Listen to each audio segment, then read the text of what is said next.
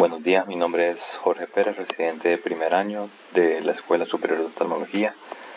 Hoy vamos a hablar sobre la neuropatía retrovulvar, un término clínico que se usa cuando hay una disfunción del nervio óptico por detrás de la lámina cribosa. Aquí se encuentra un dato clásico: el fondo de ojo puede verse normal al inicio, pero vamos a ver las diferentes causas, fisiopatologías, cuadro clínico, estudio y tratamiento. ¿Qué quiere decir retrovulvar? En la neuritis óptica retrovulvar, la inflamación o la lesión está en el segmento retrolaminar del nervio óptico. Aquí el disco óptico se ve normal en la mayoría de los casos, por lo menos al inicio, a diferencia de la papilitis, donde sí se observa un edema del disco. Esto es muy típico en adultos y se puede asociar con frecuencia a etiologías desmielinizantes, principalmente la esclerosis múltiple.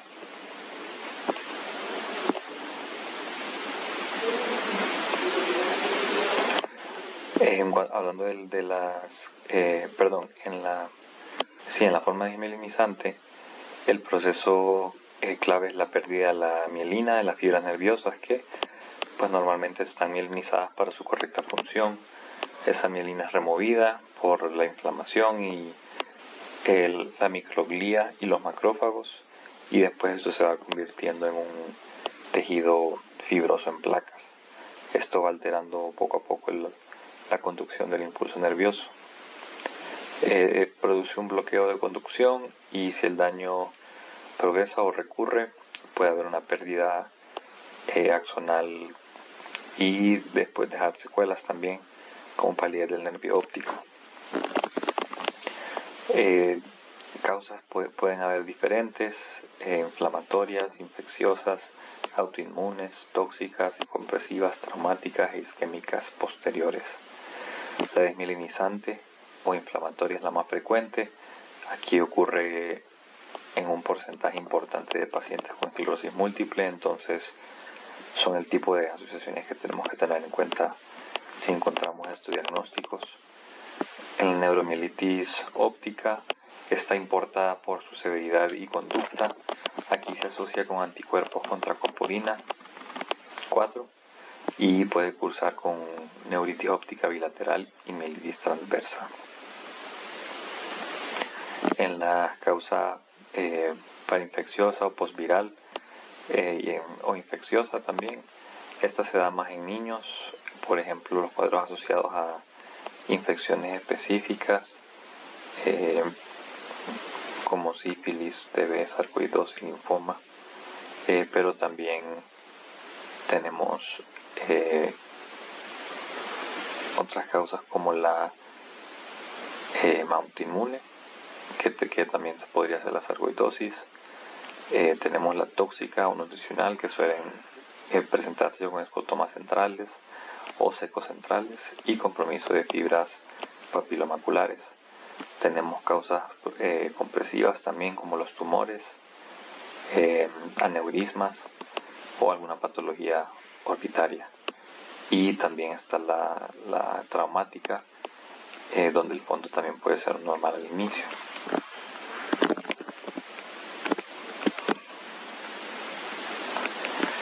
Entre los síntomas típicos, el cuadro inicia con una pérdida visual subaguda que puede progresar en horas o días, muchas veces con un dolor retroocular o dolor como en los movimientos oculares.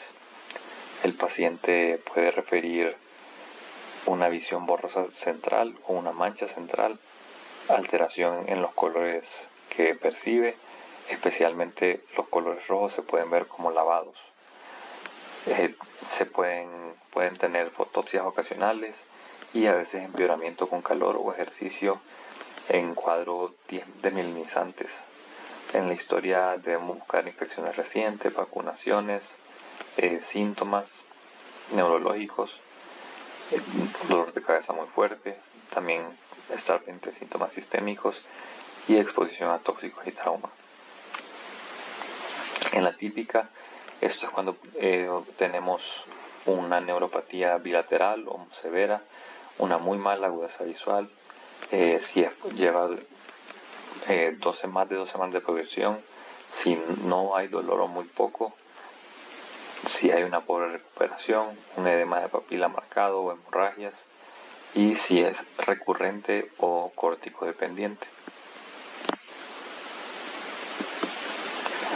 Bueno, en el cuadro clínico, en los signos siempre estructuramos el examen del nervio óptico empezando por agudeza visual, viendo también los colores que el paciente percibe. En las pupilas debemos buscar un defecto pupilar aferente relativo. Los campos visuales también son bastante importantes, ya vamos a hablar de eso. Y el fondo del ojo también. El paciente va a ver un menor contraste, menor color, menor agudeza visual, y en el fondo de ojo pues es importante tener en cuenta que podemos no ver ninguna alteración. En los estudios, en los campos visuales, lo más habitual es un defecto que compromete el área central. Hay una depresión difusa de sensibilidad en los 30 grados centrales, o un escotoma central o seco central, aunque pueden existir otros patrones también. Esto es útil porque orienta a neuropatía del nervio óptico y ayuda a diferenciar de patologías retinianas cuando el fondo de ojo es sutil. En un cuadro típico de neuritis óptica podemos pedir una perimetría automatizada para documentar el defecto, un OCT para ver la capa de fibras nerviosas de la retina y el complejo de células ganglionares. Debemos tener uno basal y también ir dándole seguimiento. El estudio clave aquí es una resonancia magnética de órbitas y de cerebro con contraste. Importante buscar el realce del nervio óptico y lesiones desmielinizantes cerebrales. Aquí hay diferentes secuencias específicas que ayudan mucho. Uno es como la STIR, es útil para detectar lesiones intrínsecas del nervio óptico, y la T1 con supresión de grasa magadolinio. Esto ayuda a delimitar lesiones cuando son sospechosas alrededor ahí del nervio óptico y los tejidos orbitarios. Si es un cuadro atípico, como mencionábamos anteriormente, aquí se pueden ya pedir mucho más laboratorios según una sospecha. Si es algo inflamatorio sistémico o infeccioso, también se puede pedir el estudio de acuaporinas, el MOG-IgG. Esto es para ver un proceso autoinmune. El PDRL para ver causas infecciosas como sífilis o incluso TB según el contexto, si hay alguna exposición en la historia del paciente.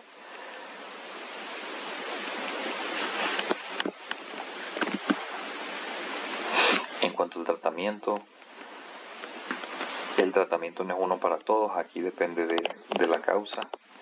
Si sospechamos una neuritis óptica típica desmielinizante, el manejo estándar es una corticoterapia sistémica en pulsos para poder acelerar la recuperación funcional, y al mismo tiempo debemos mantener una evaluación neurológica para seguir evaluando el riesgo de esclerosis múltiple y una terapia modificadora si esto aplica.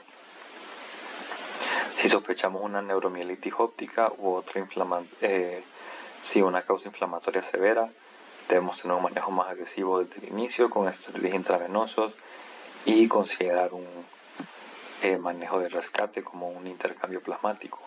Si no hay respuesta, además de tratamiento a largo plazo por neurología. Si hay una causa infecciosa, antibiótico o antiviral según la etiología, evitando una inmunosupresión aislada. Si es una compresiva, pues se trata la causa igual, una descompresión, cirugía o manejo oncológico. Si es traumática, lo que pues es importante individualizar. Aquí hay bastante controversia porque debemos descartar causas reversibles como compresión por hematoma, y usar imagen también para guiar el manejo. En caso de ser alguna causa atípica, aquí también es un manejo con corticosterapia IV de alta dosis. Si hay mala respuesta se debe considerar PLEX y manejo ya con neurología. Como banderas rojas hay ciertas que nos obligan a pensar fuera de una neuritis óptica típica desmielinizante. Esto ya se acerca un poquito más a los síntomas atípicos también, que serían bilateral severa en adulto, ausencia total o un dolor disminuido, una progresión larga de 2 o 3 semanas y que no haya recuperación en semanas, el edema de disco muy marcado con hemorragia extensa o hallazgos orbitarios. Los síntomas neurológicos o sistémicos también deben de alertarnos. Y como diferenciales importantes debemos de tomar en cuenta la neuropatía óptica compresiva, la isquémica posterior, la tóxico-nutricional, infiltrativa y la neuropatía óptica traumática. En la neuritis óptica desmielinizante típica, el pronóstico visual suele ser bueno. La visión puede empeorar durante días y luego inicia la recuperación. Esta puede continuar de forma lenta durante meses. En la mayoría de los casos se recupera la agudeza visual bastante bien, frecuentemente 6 a 9 o mejor, aunque pueden persistir un déficit de contraste, color o fatiga visual. Siempre debemos tener un seguimiento con campos y OCT para siempre dar buen manejo de la agudeza visual. Muchas gracias.